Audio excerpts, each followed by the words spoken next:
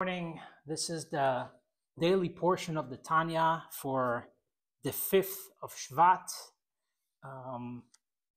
This shir is dedicated to my brother, Arbel, whom I haven't seen for 10 years, and I hope that these shiurim will bring us together.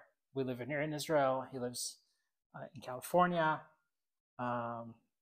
So we're on the 20th chapter of the Tanya, Perek Chaf, and והנה מודעת זאת לכל כמצוות ואזהרת עבודה זרה שהם שני דיברות הראשונים.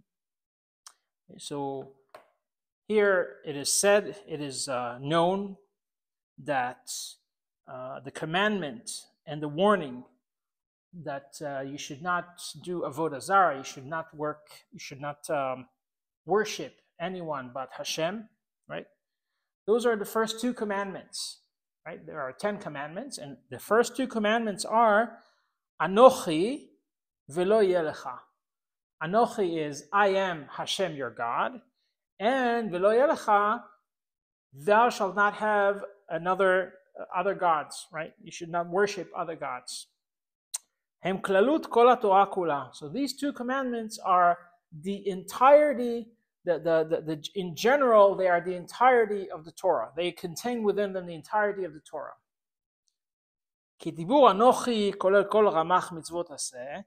The utterance of the first commandment, Anochi Hashem Elokecha, I am Hashem your God, right?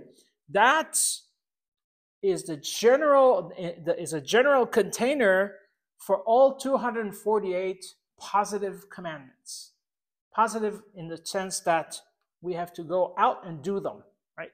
They are go out and do this, go out and do that, go out and put on tefillin, go out and daven 3 times a day, etc. Right?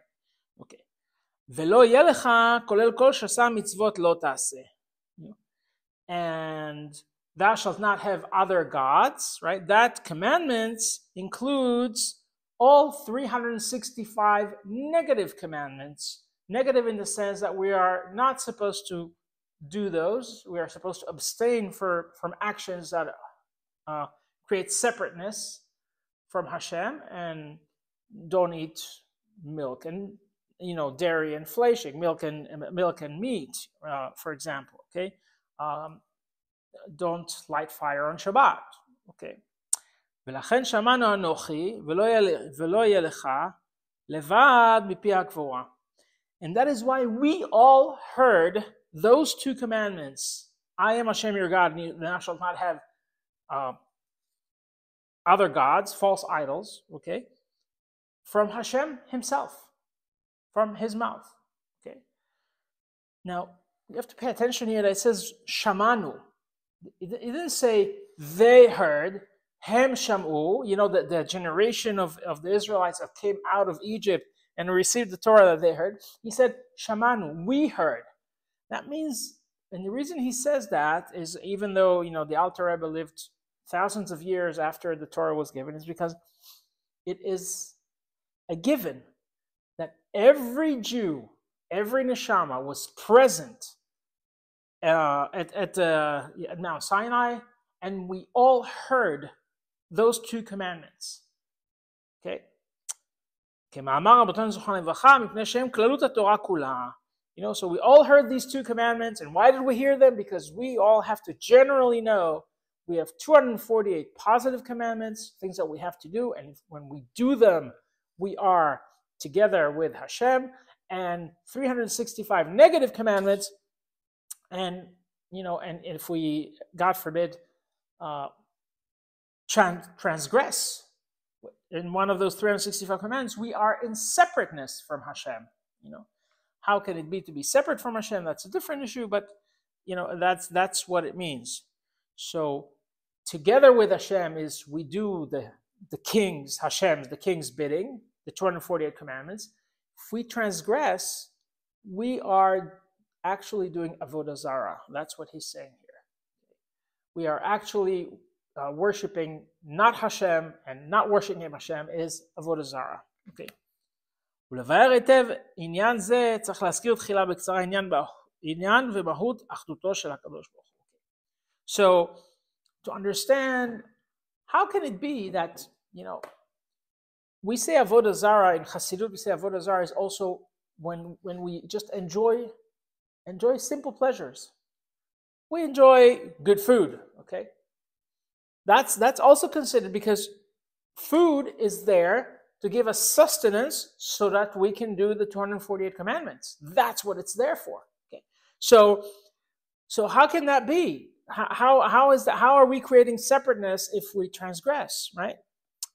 So to understand that, we have to understand the unity of Hashem, right? How everything is unified, how everything is in oneness, right? Shenikra yachid umeyuchad. He is called one, but also in unity, in oneness. V'chol ma'aminim shu levadohu. And we all believe that he's the only true existence. Now that's a big one. He's the only true existence. Okay? כמו שהיה קודם שנברא העולם, ממש שהיה הוא לבדו. So he's the only true existence, and there is no difference between before the world was created and afterwards the world was created. He is still the only true reality. Okay? כמו שכתוב, and we have a pasuk for that. אתה הוא עד שלא נברא העולם, אתה הוא מי שנברא. You are the one who was there before the world was created, and you are the one who is there after the world was created. The thing is that after the world was created, you could say, well, there's you and there's the world. It says, no. It's the same you. Pirush hu mamash, same you. Okay?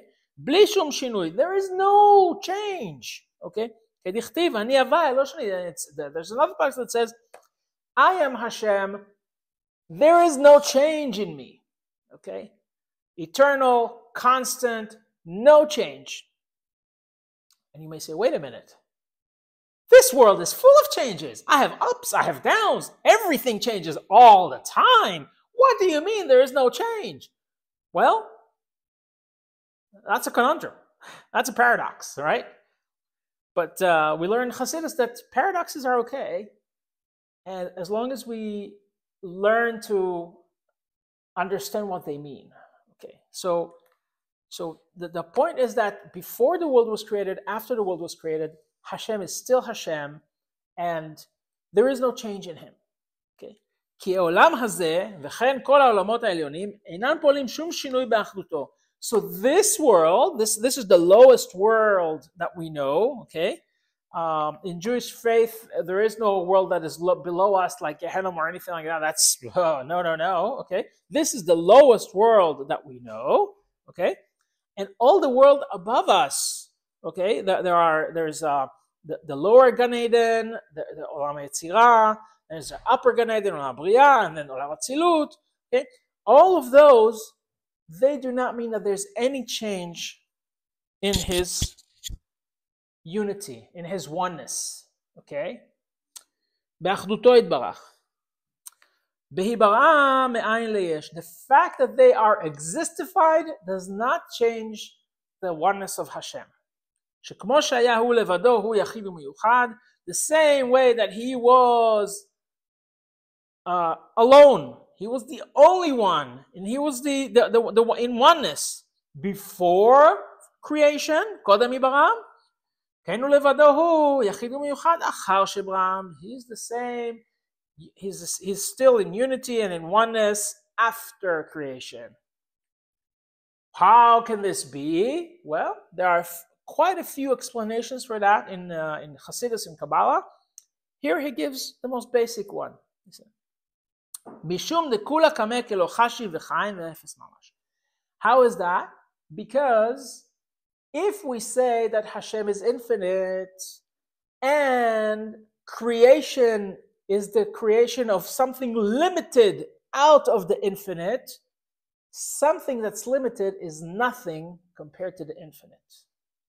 Okay? So there is no change. You basically created nothing. It was something that's limited is nothing compared to the infinite. Okay?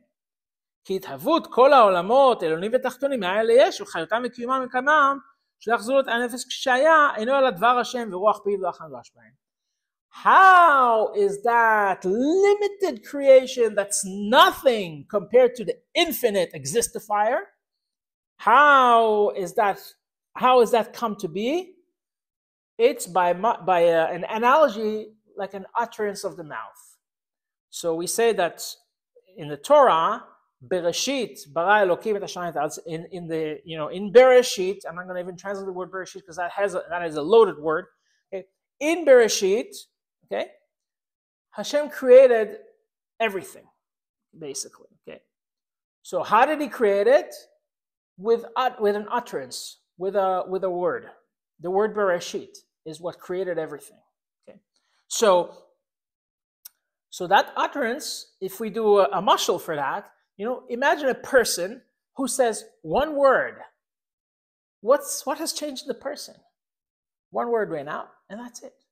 Okay? So the same way, and that's not even a real comparison because a one word is limited and a person is limited, but Hashem is unlimited.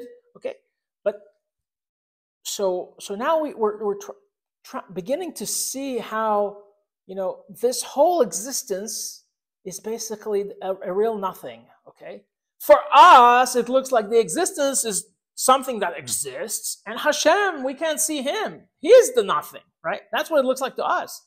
The real truth is that He's the infinite existifier, and the existence is limited. Because His infinite existence is limited, the existence is nothing, and that's why there's no change in Him. Now, can you imagine? We live in this existence, we exist here, and now we transgress what He asked us to do, right? That we have to internalize that's wrong. Okay, that's wrong. We should adhere, to what the existifier asked us to do. Okay, so this is a Tanya for the 5th of Shevat.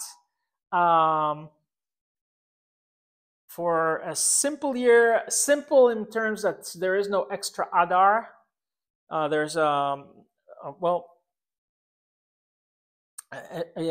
in Judaism, there's a year where you add a month, a second Adar, because to make the lunar calendar match to make the regular count, to make the calendar that was not made by Jews match the full year. Sorry, I'm getting lost here. Basically, to make a solar year match a lunar year, every 3 years we add a month. So to make things match. So that's the way our tradition works. So this is a simple year where we don't add an extra Adar. That's why it's called the Shana Pshuta. So this is the daily Tanya portion for the 5th of Shevat for a simple year. I hope you enjoyed this, and please write comments, tell me what you think, and I'll do my best to improve. Okay, have a great day.